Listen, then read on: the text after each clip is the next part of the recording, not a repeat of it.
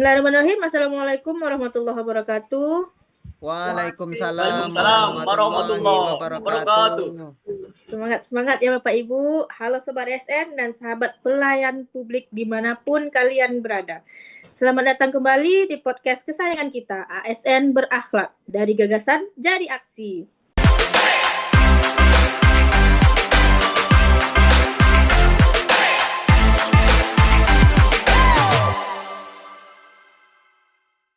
Bersama saya Dr. Getri, Dokter Umum di Puskesmas Pulau Merbau Kabupaten Kepulauan Meranti, yang hari ini akan memandu obrolan seru kita hari ini.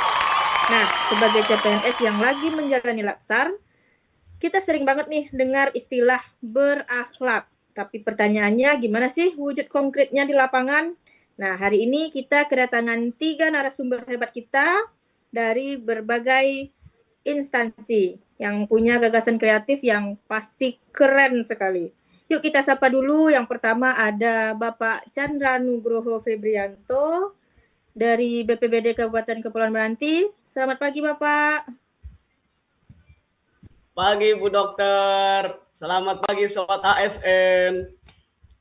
Pagi Pak. Selanjutnya kita sapa narasumber kedua kita, Ibu Junia Trisnawati, perawat ahli pertama dari RSUD Kabupaten Kepulauan Meranti. Selamat pagi Ibu. Pagi dokter, selamat pagi semuanya. Masih semangat ya Bu? Semangat. Alhamdulillah. Selanjutnya kita sapa narasumber ketiga kita, Bapak Aidil Mukhlis dari Dinas Sosial Kabupaten Kepulauan Meranti. Selamat pagi Bapak. Selamat pagi Bu Dokter dan rekan-rekan semua, selamat pagi semuanya. Selamat pagi. Luar biasa ya, informasi kita alhamdulillah lengkap. Dari lini kesehatan, kebencanaan, sampai sosial pun ada. Nah, kita langsung masuk ke poin pertama. Berorientasi pelayanan dan akuntabel.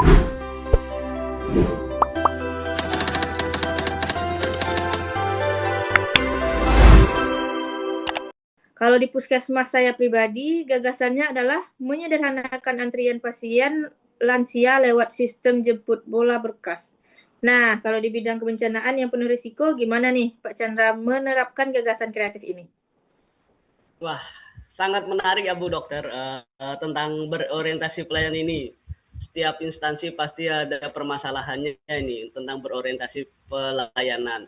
Dari saya pribadi, dari BPBD itu, salah satunya gimana informasi dari masyarakat tuh sangat lambat sampai di BPBD. Semisal ada bencana di desa itu sangat lambat. Maka dari itu kita perlu evaluasi dan perbaikan-perbaikan. Itu salah satunya dengan peta saku digital bencana. Jadi setiap masyarakat bisa mengaksesnya. Begitu Bu Dokter dari BPBD sendiri. Baik Bapak, mantap sekali ya. Respon cepat itu adalah kunci ya Pak. Nah, kalau untuk di RSUD sendiri, Ibu Juni yang langsung bersentuhan dengan nyawa pasien bagaimana kira-kira Ibu? Kalau untuk gagasan di rumah sakit, Bu, itu lebih ke edukasi kepada pasien, Bu. Sekarang udah nggak pakai itu lagi, udah nggak pakai leaflet atau poster, lebih ke scan barcode aja Bu. Jadi nanti setiap keluarga itu bebas mengakses informasi tentang informasi tentang rawat inapnya Bu. Oke, mantap. Sistem digitalisasi yang tepat sasaran ya Ibu. Ya Ibu, seperti itu. Nah, itu pastinya memudahkan masyarakat juga ya Bu ya. Kita lanjut ke narasumber ketiga kita beralih ke Pak Aidil di Dinas Sosial. Urusan perempuan dan anak ini sensitif dan butuh pendekatan khusus ya Pak Aidil. Betul sekali Bu Dokter. Korban kekerasan gimana? perempuan dan anak itu butuh penanganan psikologis sekaligus hukum yang tepat. Agar kami tetap kompeten, gagasan kami adalah membuat peer learning corner interaktif antara konselor dan penyuluh, di mana kami rutin membedah studi kasus terbaru secara hibrida. Lalu untuk nilai harmonisnya, kami membuat program Ruang Aman Peduli Kantor. Ruang ini didesain senyaman mungkin, tidak kaku seperti ruang periksa, agar korban merasa dihargai, tenang tanpa memandang latar belakang suku dan agama mereka. Kami merangkul semua kelompok demi menciptakan ruang inklusif. Begitu Bu Dokter. Setuju sekali Pak Aidil, suasana yang harmonis bikin masyarakat merasa dilindungi ya Pak. Ya Bu. Nah di puskesmas juga begitu, kompetensi dokter dan perawat harus terus di-upgrade, tapi cara penyampaiannya ke pasien harus tetap harmonis dan empati. Disitulah letak ASN berhak mengenai kompeten dan harmonis. Baik Bapak Ibu, selanjutnya kita masuk ke loyal dan adaptif.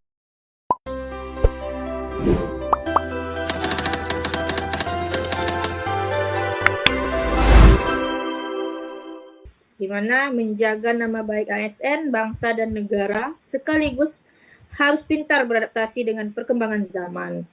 Nah, kembali lagi nih ke Pak Chandra. Di BPBD yang kerjanya sering 24/7 ya Pak, tanggap bencana. Bagaimana menjaga ritme ini Pak? Ya, berbicara dengan loyal, di BPBD sendiri loyal itu adalah harga mati Bu Dok. Karena kalau misal kita tak loyal, kalau misal di desa ada bencana, masyarakat yang terdampaknya pasti banyak korban yang kena. Kalau misal kita bekerja setengah-setengah ketika menghadapi bencana, dan ketika kami mengevakuasi warga pun harus secara loyal dan sepenuh hati Bu Dokter. Kalau misal setengah-setengah, ya tahu sendirilah nantinya banyak korban yang berjatuhan gitu. Maka dari itu kita sangat memanfaatkan teknologi yang ada Bu Dok untuk proses evakuasi, untuk proses mitigasi dan lain sebagainya. Mungkin gitu dari BPBD Dok.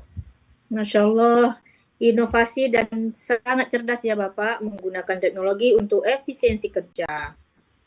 Nah, kalau Bu Juni di RSUD melihat kalau untuk nilai adaptif itu seperti apa Ibu?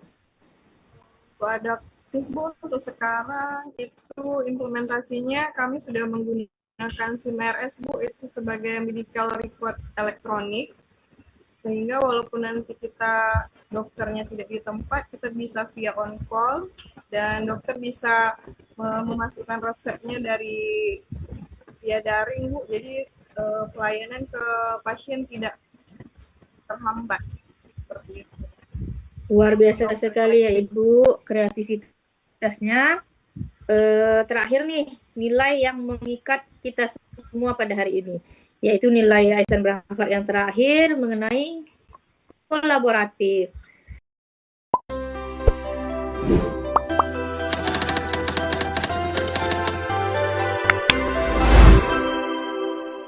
Kita tidak bisa kerja sendiri-sendiri lagi sekarang. Pastinya harus berkolaborasi dengan instansi-instansi lain juga. Nah, gimana nih Pak Aidil di Dinas Sosial berkolaborasi dengan instansi lain, mungkin termasuk dengan Puskesmas, RSUD atau BPBD-nya juga. Ini pas banget Bu Dokter. Gagasan kolaboratif terbesar kami adalah program Sinergi Sahabat Anak. Kami sadar penanganan kasus anak korban kekerasan itu tidak bisa cuma di Dinsos saja. Kami butuh Puskesmas, RSUD itu sebagai kolaboratif untuk visum dan rehabilitas medis. Dan kami butuh BPBD kalau misalnya ada bencana, pengungsian di mana anak-anak butuh trauma healing. Jadi gagasannya adalah membuat PEK atau SOP lintas sektor yang terintegrasi secara digital supaya birokrasinya tidak berbelit-belit saat kondisi korban darurat. Gitu Bu Dokter. Iya Pak Aidil, saya sangat mendukung itu ya Pak Aidil, di mana di Puskesmas pun kami ada beberapa kali menerima rujukan awal untuk kasus-kasus anak. Kalau alur kolaborasinya jelas seperti ini, tindakan penyelamatan juga bisa jauh lebih cepat ya Bapak. Ya, Pak Aidil, kami dari BBBT pun sangat siap sedia menyambut kerjasamanya dengan Dinsos, terutama menyediakan posko ramah anak di mana anak akan merasa nyaman dan tenang dan mereka tidak ada rasa cemas ketika bencana itu ada. Oke, mantap sekali. Kolaborasinya pun sudah tergambar.